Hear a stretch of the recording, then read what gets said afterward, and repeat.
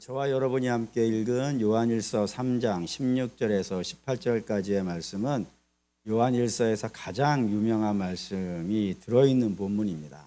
뭐가 가장 유명한 것이냐? 18절입니다. 18절 다시 한번 읽을게요. 자녀들아, 우리가 말과 혀로만 사랑하지 말고 행함과 진실함으로 하자.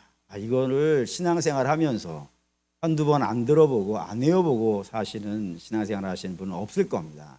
그만큼 성경 전체를 뒤져봐도 가장 유명한 말씀들 중에 하나로 평가받을 만한 굉장한 말씀이 3장 16절의 말씀입니다.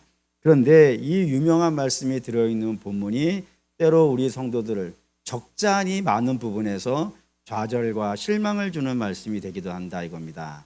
어디가 그러냐면 16절이 그렇습니다. 16절 읽겠습니다. 그가 우리를 위하여 목숨을 버리셨으니 우리가 이로써 사랑을 알고 우리도 형제들을 위하여 목숨을 버리는 것이 마땅하니라. 우리가 형제를 위해서 목숨을 내어주는 것이 마땅하니라. 이게 과연 가능한 것인가? 생각이 들어간다는 말입니다. 성도라면 능히 그래야 된다라고 되어져 있는데 마땅이라는 말이 중요한데 나중에 다시 보겠지만 마땅히 해야 된다라고 되어 있는 말씀인데 아무리 나를 둘러보고 생각해봐고 찾아봐도 이거를 내가 행할 수 있는 사람 같지가 않은 거예요. 그러다 보니까 나는 이게 성도가 아닌가, 하나님의 택함 받은 자녀가 아닌가, 구원받은 자녀가 아닌가라는 생각이 이 본문을 읽으면서 들어가시나요? 사실은 들어가야 마땅합니다. 그런데 이런 좌절감이 안 들었다면은 아마 이 말씀을 읽긴 읽었을 텐데 읽었을 때 그냥 읽은 거죠. 그냥 좋은 말씀 이렇게 읽었기 때문에 이 말씀이 좌절이 안 된 듯 싶습니다. 어쨌든 이 말씀을 우리가 좋은 말씀 이렇게 읽으면 당연히 안 됩니다. 좋은 말씀을 읽으시면 안 되고 그렇다고 해서 이 말씀을 읽으면서 나는 아닌가 보다라고 하는 좌절감도 가져서는 당연히 안 되는 말씀입니다. 그럼 이 말씀을 통해서 우리가 무엇을 알아야 되는가? 오늘 그 부분을 한번 자세히 좀 살펴보도록 하렵니다. 그러기 위해서 그걸 이해하기 위해서 전제를 두 가지를 이야기를 하고 갈게요. 첫 번째는 무엇이냐면 믿음과 행함의 관계를 여러분들은 분명히 기억하고 인지하고 계셔야 된다 이겁니다. 이 땅에 어떤 사람들은 믿음과 행함이라는 것을 서로 반대편에 있는 것이라고 이해돼요. 그래서 믿음이 있는 곳에는 행함이 필요 없고 행함이 있는 곳에는 믿음이 가치 없고 이렇게 계산되어질 수 있는 문제가 아니라는 사실을 여러분 분명히 기억하셔야 된다 이겁니다. 그럼 뭘로 기억해야 되느냐? 행함은 단독으로 있는 것이 아니라 이겁니다. 행함이라는 것은 뭐에 종속되어져 있다고요. 그 무엇인가요? 믿음이라 이겁니다. 믿음이라는 것에 행함이 종속되어 있다고요. 그럼 거기에서 믿음은 뭘까요? 거기에서 믿음은 우리는 허물과 죄로 죽어 있었던 사람인데 하나님께서 아들의 피로 말미암아 우리를 거저 값없이 조건 없이 구원해 주셨다고 하는 그걸 믿는 거예요. 다시 말해서 행함이 없이 구원을 받았다. 행함과 관계없이 우리가 구원을 받았다는 사실을 믿는 것을 믿음이라 그런다 이겁니다. 근데 그런 믿음이 우리 안에 탁 들어오잖아요. 그런 믿음이 우리 안에 탁 들어와서 역사하기 시작하면은 그때부터는요. 가만히 있을 수가 없다. 그게 역사하더라 이겁니다. 다시 말하면 믿음이 행함을 불러내는 거예요. 행함을 요구한다니까요. 그 가장 대표적인 거 한번 볼까요? 로마서 12장 1절. 유명한 말씀이지만 늘 본 것이지만 또 봅시다. 로마서 12장 1절. 12장 1절 읽겠습니다. 그러므로 형제들아 내가 하나님의 모든 자비하심으로 너희를 권하노니 너희 몸을 하나님이 기뻐하시는 거룩한 산제물로 드리라. 이는 너희가 드릴 영적 예배니라 했다 이겁니다. 성경에서 가장 유명한 말씀 중에 하나인데 이 말씀에서 너희는 누군가요? 예수의 피로 구원받은 우리라 이겁니다. 그런 우리가 거룩한 산제물로 드려서 구원을 받은 것이 아닌 거예요. 우리의 몸을 거룩한 산제물로 드리는 행위로 말미암아 우리가 구원받은 것이 아니라 예수 그리스도로 말미암아 구원을 받았다면 이제 너희는 그냥 살 수는 없는 거예요. 그냥 살아서는 안 되고 어떻게 살아야 된다고요? 거룩한 산제물의 삶을 살아야 된다. 다시 말하면 내가 행위를 이끌어내는 것이 아니라 구원으로 말미암아 내 안에 들어온 믿음이 나로 하여금 행함을요 요구한다 이겁니다. 요구하고 그걸 이끌어내려고 그런다고요. 그걸 하라고 요구한다 이겁니다. 그런 관점에서 여러분들이 행함과 믿음을 보셔야 돼요. 그러니까 행함 따로 믿음 따로가 아니라 믿음이 기초가 되어져 있으면 그 믿음은 반드시 우리에게 행함이라고 하는 열매로 나타나게 되어져 있다는 사실을 기억하셔야 된다 이겁니다. 그 다음에 여러분들이 기억하셔야 되는 것, 인지하셔야 되는 건 좋아함과 사랑함을 구별하실 수 있어야 된다 이거예요. 이거를 적지 않은 많은 분들이 좋아함이 사랑함이고 사랑함이 좋아함 아니겠는가라고 이해하시는 경우들이 종종 있는데 성경은 이걸 구분합니다. 어떻게 구분하냐면 좋아한다는 것은 본능적인 거예요. 본능적이라는 건 어떤 것이냐면 무조건 좋은 겁니다. 마치 써놨는데 좀 부끄럽긴 하지만 마치 말이 안 나오네. 마치 여러분이 저를 좋아하듯이. 이 웃음의 의미는 사실을 이야기했기 때문에 제가 적잖이 여러분들에게 좀 종종 가스라이팅을 좀 해야겠다는 생각이 들어요. 자꾸 이걸 강조를 해놔야 되지. 강조를 해야 되겠어요. 어쨌든 그냥 본능적으로 아무 뭐 이유 없이 그냥 다 이뻐 보이는 거예요. 뭘 해도 다 이뻐. 그렇죠? 그런 게 뭐라고요? 좋아함이에요. 그런데 사랑함은 본능적이 아니에요. 성경에서는 사랑함은 굉장히 이성적입니다. 이성적이라는 것은 내 앞에 있는 대상이 좋아하는 사람일 수도 있고 싫어하는 사람일 수도 있다는 거예요. 그럼에도 불구하고 어떻게 하는 거예요? 그걸 섬기고 사랑하는 것을 성경이 사랑이라 그런다. 가장 대표적인 말씀을 보죠. 로마서 5장 7절입니다. 유명한 걸로 봅시다. 로마서 5장 7절. 5장 8절. 5장 8절 읽겠습니다. 우리가 아직 죄인 되었을 때에 그리스도께서 우리를 위하여 죽으심으로 하나님께서 우리에 대한 자기의 사랑을 확증하셨느니라. 여기 이제 사랑이 등장했다 이겁니다. 하나씩 봅시다. 하나님은 죄인을 어떻게 하세요? 좋아하실 수 없어요, 여러분. 하나님은 죄를 미워하시는 분인데 어떻게 죄를 좋아할 수 있겠어요? 죄인을 좋아할 수 있겠어요? 당연히 하나님은 죄인을 어떻게 해야 되는 거예요? 미워하는 자라고요. 그래서 원수된 자라 그런단 말이에요. 근데 원수된 자임에도 불구하고 뭐를 한다고요? 아들을 내어주시더라. 그게 뭐라고요? 사랑이라 그런다. 그러니까 사랑은 내 마음에 드는 사람에게 하는 게 아니라는 거예요. 마음에 드는 사람일 수도 있고 마음에 안 드는 사람이 있을 수 있다 이거예요. 그럼에도 불구하고 하나님께서 그런 사랑을 해내시더라 이겁니다. 이게 오늘 우리에게도 마찬가지라고요. 우리도요 마음에 드는 사람이 있다니까요. 반면에 같은 구역 식구이기도 하고 같은 공동체에 있기도 하고 또 같이 뭐 다 하고 막 그러지만 내 옆자리에 앉아 있고 그러지만 그 사람들을 우리가 다 좋아할 수는 없단 말이에요. 안 좋아하는 사람이 있다니까요. 그냥 뭐 주는 거 없이 미운 사람도 있을 수 있다 이거예요. 그걸 여러분 내가 이상한 건가 보다 그렇게 생각하지 마십시오. 우리는 그런 사람이에요. 그런 사람임에도 불구하고 그것을 방치해 놓는 게 아니라고요. 나는 저 사람이 싫어. 그러니 그럴 수 있다 이거예요. 그거는 그럴 수 있는데 그럴 수 있으니까 그걸 방치해도 된다는 게 아니라 이겁니다. 그건 사랑이 아니라고요. 사랑은 뭐라고요? 내가 좋아하는 사람일 수도 있고 안 좋아하는 사람일 수도 있지만 주께서 내게 명하셨으니까 그를 섬기고 사랑하는 것이니 우리가 그를 마음에 안 들매도 불구하고 어떻게 해야 되는 거예요? 그거를 방치해 놓지 않고 하나님께 은혜를 구하는 거라 이겁니다. 하나님 좀 저를 도와주십시오.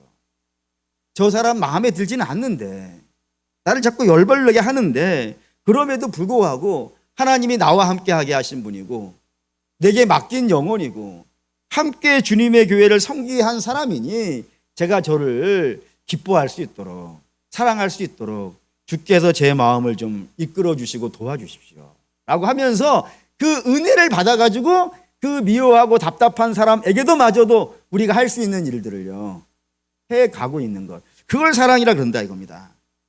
그러니 좀 좋아함과 사랑함이 좀 구별돼야 돼요. 좋아함은 그냥 무조건 다 이뻐 보이는 것이고 사랑함이라는 건 마음에 안 들 수 있어. 그런 사람이 있음에도 불구하고 하나님이 명하셨으니까 그 명함에 순종하기 위해서 사랑하는 것. 요 두 가지 개념을 기억하셔야 된다입니다. 그걸 갖고 본문으로 갑시다. 16절 읽을게요. 그가 우리를 위하여 목숨을 버리셨으니 우리가 이로써 사랑을 알고 우리도 형제들을 위하여 목숨을 버리는 것이 마땅하니라 했습니다. 여기서 어디다 줄을 그어야 되냐면 이로써라고 하는 곳에다가 줄을 그어놓고 성경을 생각합시다. 마태복음 10장 24, 25절.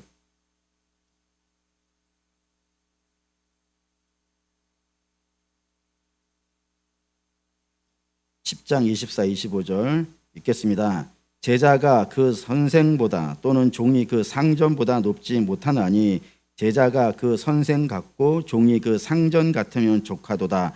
집주인을 바알세불이라 하겠거든 하물며 그 집 사람들이랴 라고 하는 이 말씀, 유명한 말씀이죠. 근데 유명한 말씀이 어디서 어떤 환경에서 나왔는지를 여러분이 보셔야 되는데 어떤 환경에서 나왔느냐라고 하면은 2절 볼까요? 2절 5절 보죠. 5절이 제일 가깝겠습니다. 읽을게요. 예수께서 이 12를 보내시며 명하여 이르시되 이방인의 길로도 가지 말고 사마리아의 고을에도 들어가지 말고 했습니다. 이게 지금 어느 환경에서 나온 말씀이냐면 주께서 제자들을 선별하신 다음에 그 선별하신 제자들을 세상으로 파송하고 있는 장면이라 이겁니다. 그 파송하는 장면에 어떤 말씀이 나오냐면 16절이 등장한 거예요. 16절 읽을게요. 보라, 내가 너희를 보냄이 양을 이리떼 가운데로 보낸 같도다. 그러므로 너희는 뱀같이 지혜롭고 비둘기와 같이 순결하라 했답니다. 그러니까 주께서 제자들을 보내시는데 그 보냄 받은 세상이 어떤 세상이에요? 이리떼가 있어요. 근데 제자들은 어떤 모습이에요? 양떼와 같은 거예요. 그러니 이리떼에게 양떼가 어떻게 되겠어요? 잡혀 먹을 것 같은 위태롭고 위험한 곳이 어디라고요? 그게 세상이라 이겁니다. 그렇게 위태롭고 어려운 세상에 주의 제자들을 보내고 있는 거예요. 그러면 그 세상에 보내는 제자들에게 주가 무엇을 요구하실 것 같으세요? 야, 세상은 위험해. 그러니까 요령껏 잘 피해 다녀야 돼. 여기서 딱 쳐들어올라가면 요리로 튀고 요리로 딱 쳐들어가면 요리로 도망가고 이런 식으로 요령껏 잘 피해서 이렇게 교묘하게 살아가다가 어느 날 나를 만나자라고 되어 있는 것이 아닌 겁니다. 그 양떼를 이리떼 가운데로 보내시면서도 불구하고 주께서 오늘 10장 24, 25절에 뭐라 그러셨냐면 너희는 그 세상 한가운데에서 나와 같아야 돼. 종이 일을 하는데 얼마만큼 일을 하면 착한 종이겠어요? 사장만큼 일하면 착한 종 아니에요. 맞죠? 그렇지 않습니까? 뿐만 아니라 제자가 선생만큼 열심히 공부를 하면요 훌륭한 학생 아니겠어요.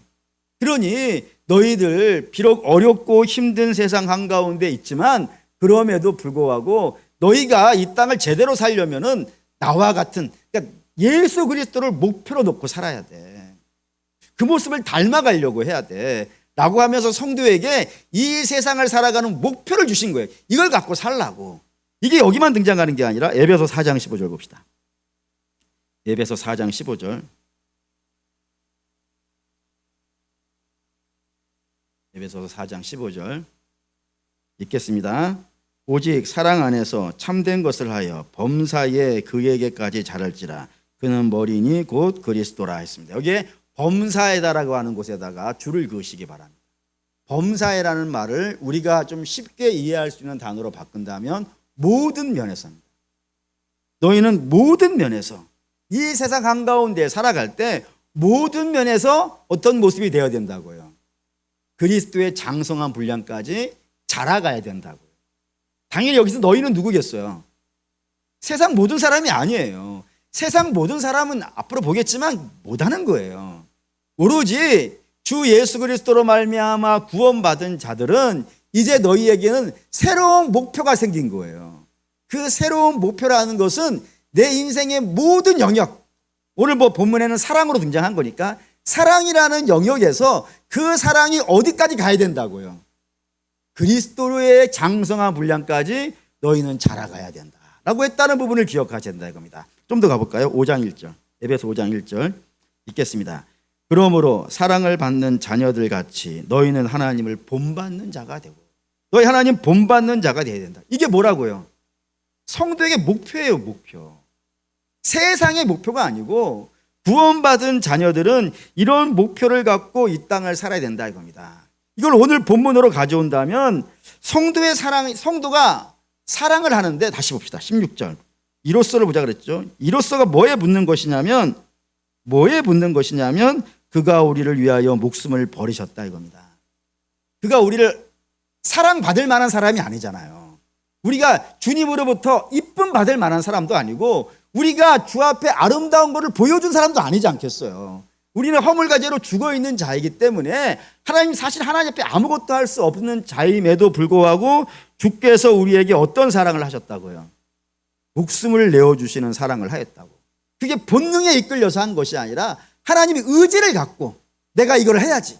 저들이 비록 사망의 음침한 골짜기에 빠져있는 악한 자임에는 틀림없지만 내가 택한 자를 내가 반드시 구원해 내야겠다라고 하는 그 불타는 사명감을 가지고 당신을 십자가에 못 박아 죽임으로 말미암아 구원해 내는 사랑, 그 의지적인 사랑을 성경이 우리가 받았다 이거예요.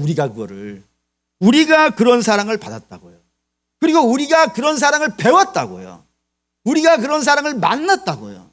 그런 사랑을 보고 경험하고 만난 너희는 이 땅을 살아갈 때 어떤 모습이 되어야 되냐 이거예요. 어떤 모습이 되어야 되느냐. 목표가 뭐라고요? 그리스도를 닮는 거라고 그랬지 않습니까? 그럼 우리의 신앙의 목표는 뭐가 되어야 되는 거예요? 당연히 형제에게 목숨을 내어주는 그것이 그리스도의 사랑이고 이로써 배워왔으니까. 우리는 다른 사랑을 배운 적이 없어요, 여러분.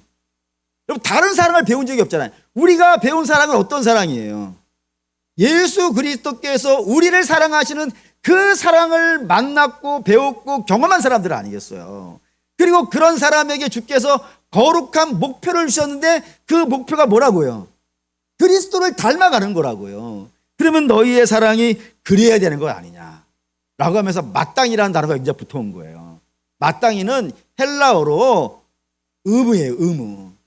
너희가 그래야 한다 이거예요. 그럴 수 있다 내지는 할 수 있으면 한번 해봐.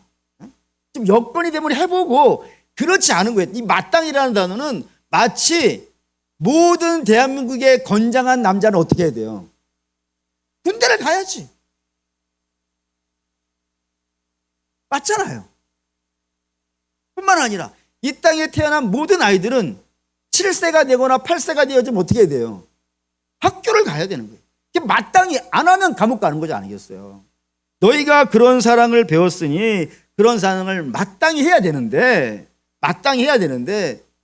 그렇지 않고 너희에게 오는 형제를 너가 넉넉한 형편이 있음에도 불구하고 그를 돌아보지 않는 것이 그리스도의 사랑에 합당하냐 라고 사도 요한이 물은 거라 이겁니다. 하늘일 같은 그 놀라우신 사랑을 만났는데 형제의 그 어려움 한번 돌아보지 못한다면 그리스도의 사랑을 받았다 말할 수 있겠느냐 라고 물은 거라 이겁니다. 이 말씀을 우리 주님이 하신 비유를 가지고 한다면 이렇게 할 수 있겠죠. 1만 달란트 탕감 받은 사람이 있다. 뭐 1만 달란트 숫자로 계산할 수 있지만 뭐 그냥 계산하지 맙시다. 머리 아프니까. 우리 숫자를 싫어하니까. 어마어마한 돈이에요. 어마어마한 돈을 탕감 받았어요. 그래서 되게 기뻐했는데 지나가다가 1만 100 데나리온 빚진 자를 만난 겁니다. 이제 그가 자기 돈을 갚지 못하니까 어떻게 했다고요? 감옥에 넣어버렸다. 이게 느낌은 좀 전해야겠네요. 1만 달란트가 약 100원 정도라 그런다면은 1 데나리온은 이렇게 계산하면 안 되겠네요. 너무 숫자가 적었어요. 아무리 우리가 숫자를 싫어한다 해도 좀 넓힙시다. 1만 달란트를 약 1억 정도라고 한다 그러면 100 데나리온은 한 1원 정도 돼요. 비교 급제 자체가 안 되는 거예요. 어마어마한 거라고요. 근데 1만 달란트를 탕감받을 수 있는, 그러니까 1만 달란트를 탕감받았다는 건 1만 달란트를 빌렸다는 건 아니겠어요. 그러면 그는 그 정도의 재산이 있는 것 아니겠습니까? 근데 그만큼 여유가 있는 사람이 그 100 데나리온도 탕감해 주지 못하는 거예요. 하나님이 1만 달란트를 탕감해 주라는 게 아니라는 거예요. 1만 달란트 탕감해 줬냐 안 줬냐가 아니라 네가 할 수 있는 부분이 있는데 네가 할 수 있는 부분이 있음에도 불구하고 그것을 하지 않았다는 겁니다. 그것을 하지 않았다면 그거보다 더 큰 걸 할 수 있겠어요? 없겠어요? 못하지. 작은 일에 충성을 못하는데 어떻게 큰 일이 맡겨지면 그 큰 일을 감당할 수 있겠어요? 항상 주께서 요구하시는 것은 내게 맡겨진 것이 주께 받은 거에 비하면 너무 작은 거라 이겁니다. 근데 그 작은 것도 감당하지 못하는데 어떻게 더 큰 거를 감당하겠느냐. 그러니 너희가 어떠한 사랑을 받았는지를 잘 기억해가지고 너희가 할 수 있는 사랑을 하라 라는 것이 이제 1만 달란트 탕감받은 자의 이야기인데, 어쨌든 그럼에도 불구하고 우리는 이제 묻게 되어지는 거예요. 우리가 그런 사랑을 할 수 있겠는가? 주께서 요구하시고 마땅히 하라고 하는데 우리가 그런 사랑을 해낼 수 있는 능력이 있는가? 라는 질문이 당연히 되겠죠. 그럼 여러분 답은 뭐겠어요? 할 수 있겠습니까? 못하겠습니까? 옛날이라면 못하지. 그렇지 않겠어요? 옛날에는 왜 못합니까? 옛날에는 우리가 죄와 사단에 묶여있는 자니까 누가 시키는 대로 살 수밖에 없어요. 죄와 사단이 시키는 대로밖에 살 수 없었고, 옛날에는 허물과 죄로 죽어있었다니까 죽어있는 자가 뭐를 할 수 있겠어요?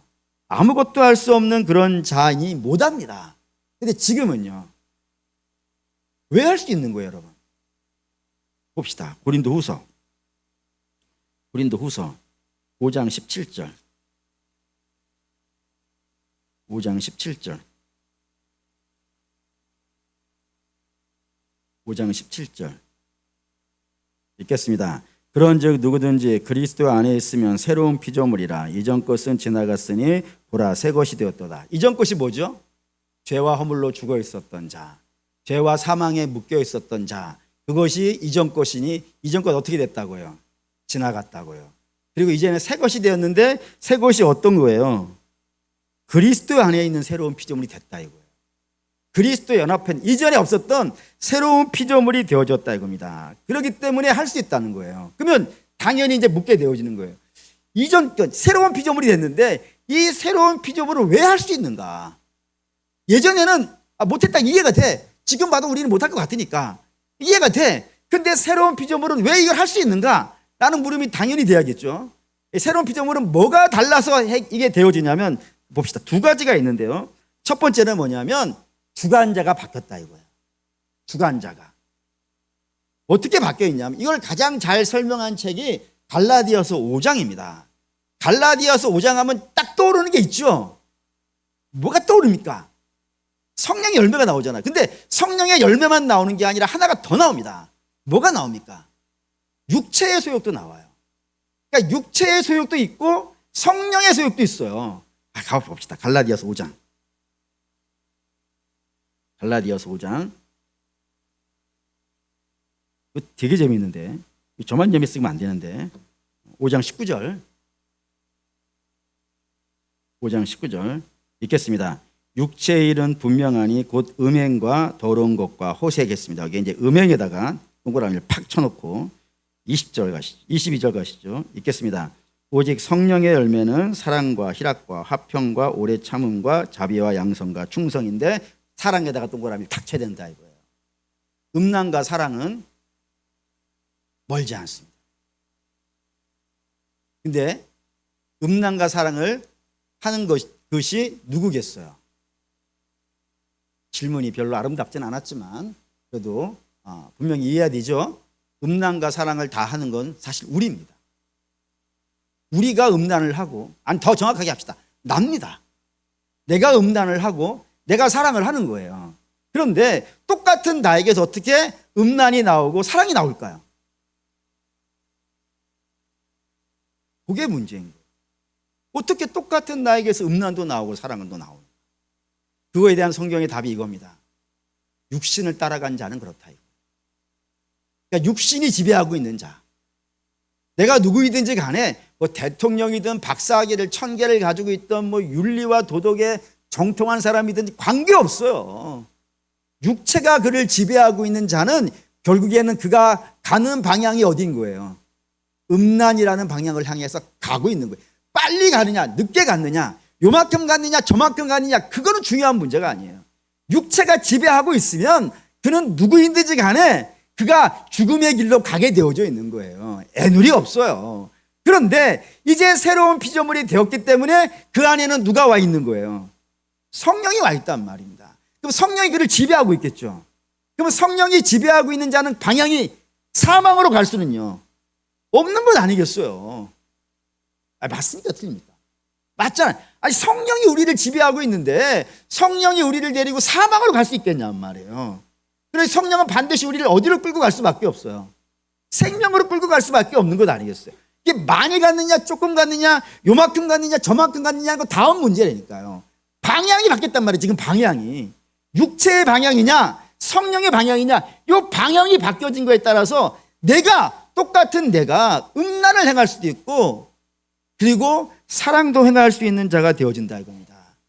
그런데 새로운 피조물 되어진 자는 예수 그리스도로 말미암아 구원받은 자이니 그의 안에는 성령이 있고 성령이 그를 사랑으로 끌고 간다 이거예요. 이 사랑으로. 아멘이죠. 더 가봅시다. 골로새서 5장 3장 1절. 골로새서 3장 1절.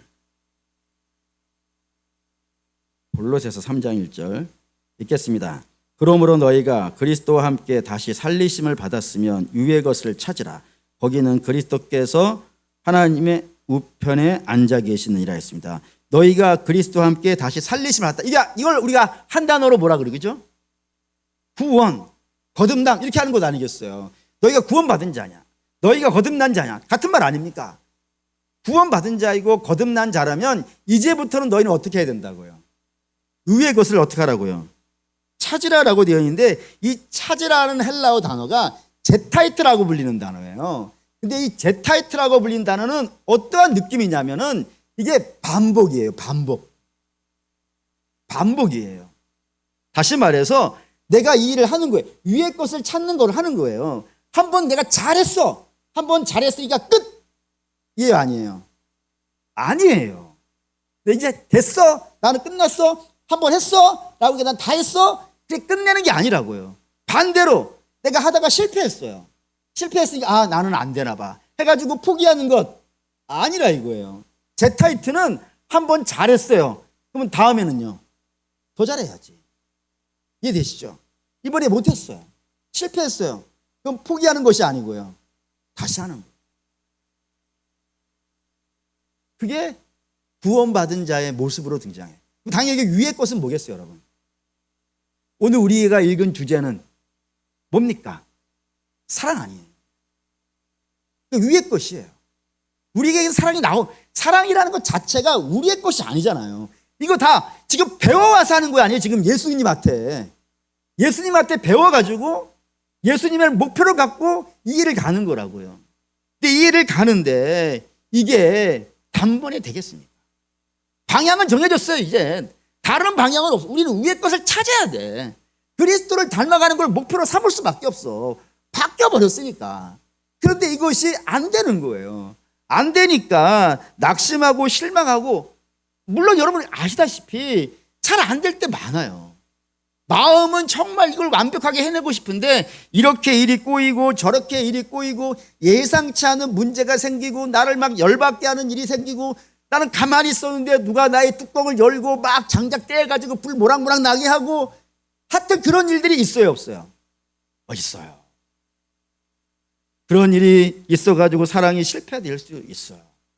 그런데도 불구하고 나는 안 되는가 봐 이렇게 낙심해서 돌아가는 것이 아니고 다시 한다. 다시 기도하고 다시 도움 구하고, 물론 이 과정에 꼭 필요한 게 있어요. 꼭 필요한 건 회개는 꼭 가져가야 됩니다. 명받았는데 못한 거 아니겠어요? 그러니 그 명받은 것을 못한 것을 주 앞에 회개하고 용서를 구하고 은혜를 구해서, 그러면 주께서 주의 피로 씻어 주시겠죠. 다시 은혜를 부어 주시지 않겠습니까? 그러면 그 은혜를 받아가지고 세임 받아가지고 다시 이 사랑을 해가는 겁니다.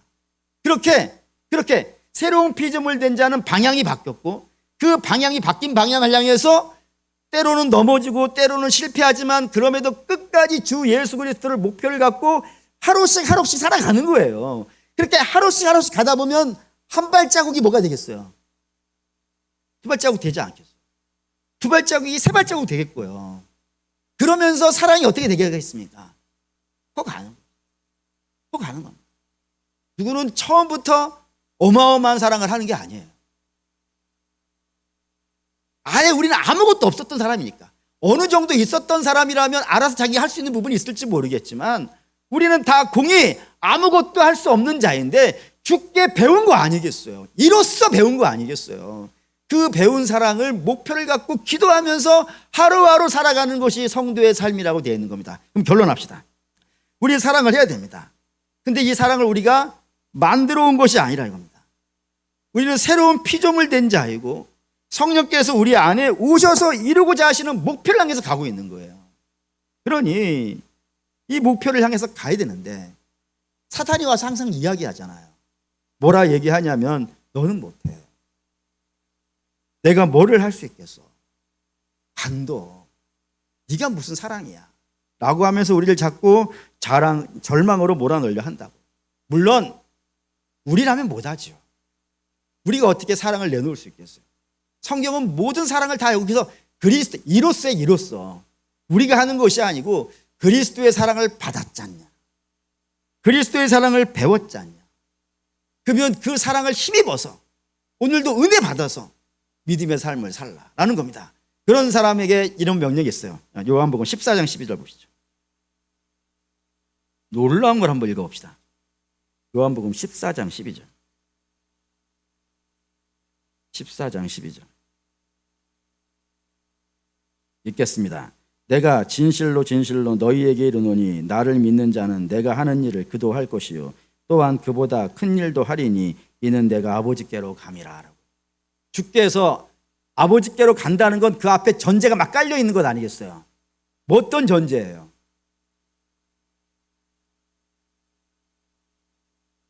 할렐루야. 그 전제예요.